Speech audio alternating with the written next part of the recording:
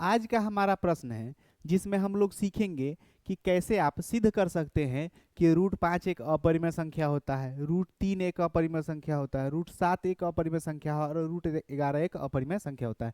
इन सभी प्रश्नों को ना हम एक बढ़िया तरीका से सीखेंगे। आपको हम एक प्रश्न करवाएंगे और ऐसा तरीका बताएंगे ना जिससे आप इस टाइप के किसी भी प्रश्न को आराम से हल कर पाइएगा। तो चलिए शुरू करते हैं। हमारा प्रश्न है कि सिद्ध कीजिए कि √5 एक अपरिमेय संख्या है। तो इसको ना, इसमें लैंग्वेज सबसे ज़्यादा जरूरी चीज़ होता है। तो चलिए वही हम लोग इसमें सीखेंगे। तो सबसे पहले हल लिख लेते हैं। साफ साफ राइटिंग आपका एकदम बढ़िया होना चाहिए। हम आपको कई बार बता चुके हैं कि राइटिंग आपका जब तक बढ़िया नहीं होगा नंबर आपको एग्जाम में नहीं मिलने वाला है।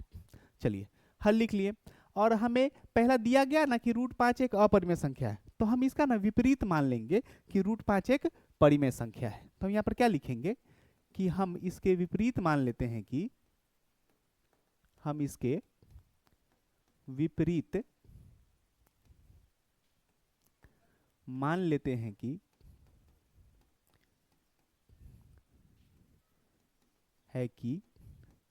√5 एक परिमेय संख्या है।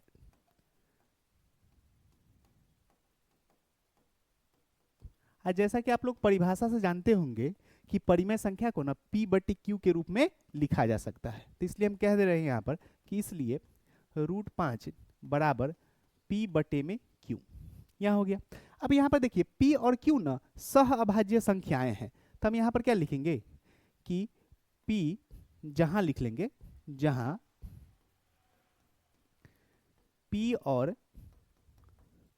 Q सह अभाज्य संख्या है। इसको पहले दो भाग में बांट लीजिए। P और Q सह अभाज्य संख्याएं हैं। अच्छा, सह अभाज्य संख्याएं का मतलब क्या होता है? इसका ना एक के अलावा कोई भूभनिष्ठ गुणनखंड नहीं होता, यानी कि इसका HCF ना एक आता है। ठीक।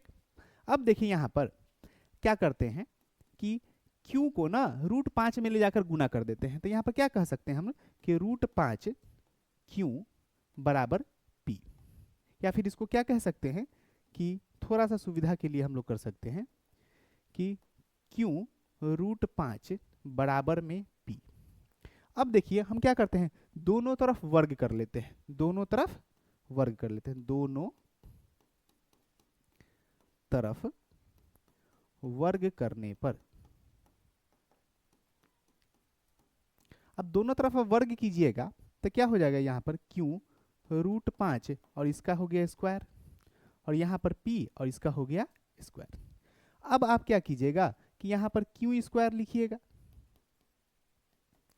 और √5 का स्क्वायर तो 5 हो गया। अब यहाँ पे क्या कह सकते हैं आप कि P स्क्वायर। अब यहाँ पर एक चीज समझिएगा कि यहाँ पर ना P स्क्वायर को 5 विभाजित कर रहा है। P स्क्वायर को 5 विभाजित कर रहा है। तो यही बात हम यहाँ पे लिख देते हैं कि यहाँ P स्क्वायर को, आए काम कीजिए इसको ना समीकरण 1 भी मान लीजिए। यहाँ P स्क्वायर को 5 विभाजित कर रहा है।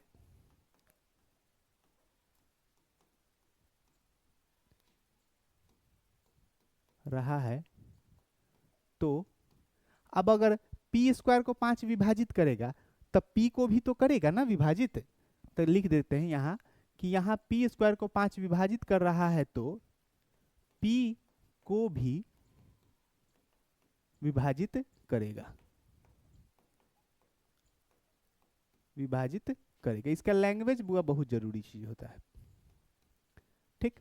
अब यहाँ पर ये हो गया। अब हम क्या करते हैं ना, अगला बार क्या कर लेते हैं, अब हम इतना साबित कर लिए ना कि P को 5 विभाजित कर रहा है। अब हम एक और साबित कर लेंगे ना कि Q को भी ना 5 विभाजित कर रहा है। उसके लिए हम लोग क्या करते हैं, P के जगह पर ना कुछ मान लेते हैं, जैसे 5m मान लेते हैं। तब माना P बराबर में 5m। अब यहाँ पर क्या करेंगे, समीकरण 1 में ना हम लोग P का मान रख देंगे। तो समीकरण 1 में P का मान रखने पर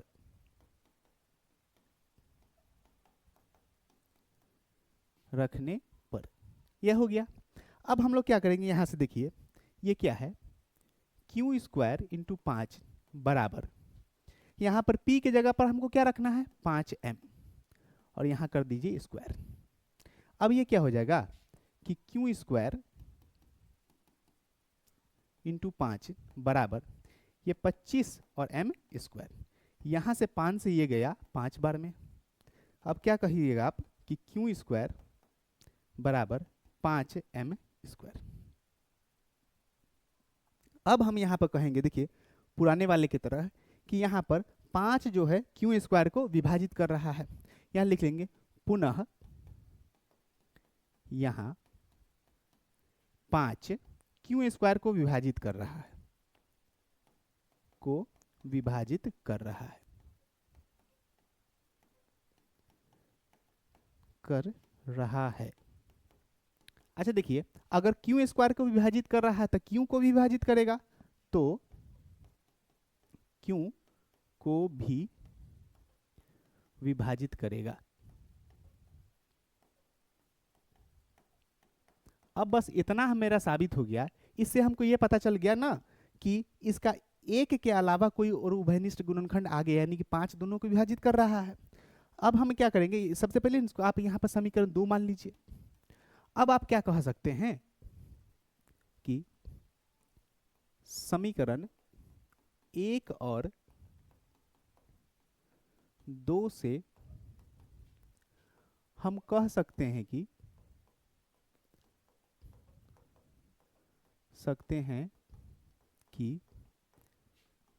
P और Q का उभयनिष्ठ गुणनखंड बुआ 5 है, यानी कि HCF भी तो 5 हो जाएगा। तो यहाँ पर लिख देंगे HCF बराबर 5। अब ऐसा तो असंभव है, क्योंकि सहअभाज्य संख्याओं का हमेशा HCF 1 आना चाहिए। चूंकि यह असंभव है, ऐसा हमें, अच्छा ये असंभव बात आया का है, क्योंकि हम लोग गलत मान लिए थे कि ये परिमेय संख्या है। हम गलत मान लिए थे ना कि √5 एक परिमेय संख्या है, इसीलिए हमको ये असंभव अवधारणा आ गया है। तो ये असंभव है, ऐसा हमें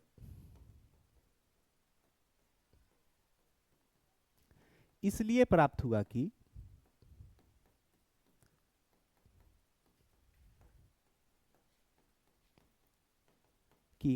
हमारी ऐसा हमें इसलिए प्राप्त हुआ कि हमारी अवधारणा गलत थी, हमारी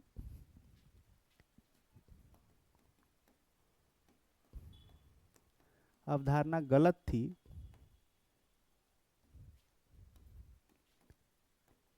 कि √5 एक परिमेय संख्या है।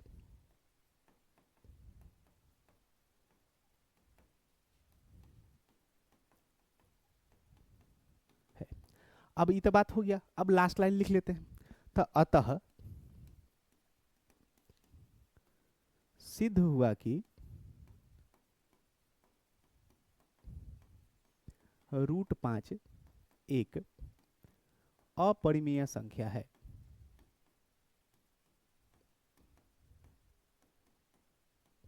बस यहीं पर आपका ये हो गया क्वेश्चन समाप्त। अब आप क्या कीजिएगा कि जब भी आपको √3 पूछ दे, √2 पूछे, तब क्या कीजिएगा ना कि जहां जहां आपको ये √5 दिखेगा वहां √3, √2, √7, √11 ये सब डालते जाइएगा। और जहां जहां आपको 5 दिखे वहां पर आपको जो संख्या होगा ना उससे रूट हटा लीजिएगा। 25 दिखे वहां आपको उसका स्क्वायर कर लीजिएगा। तो ये हल्का सा आप मैनेज करके सेम लैंग्वेज पर आप हर एक सवालों को कर सकते हैं। उम्मीद करते हैं आपको ये वीडियो अच्छा लगा होगा, और ऐसे ही और बहुत सारे वीडियो के लिए हमारे चैनल को सब्सक्राइब कर लीजिए और कमेंट जरूर कीजिएगा कि आपको ये वीडियो कैसा लगा। आज के लिए यही वीडियो यहीं पर समाप्त होता है। धन्यवाद।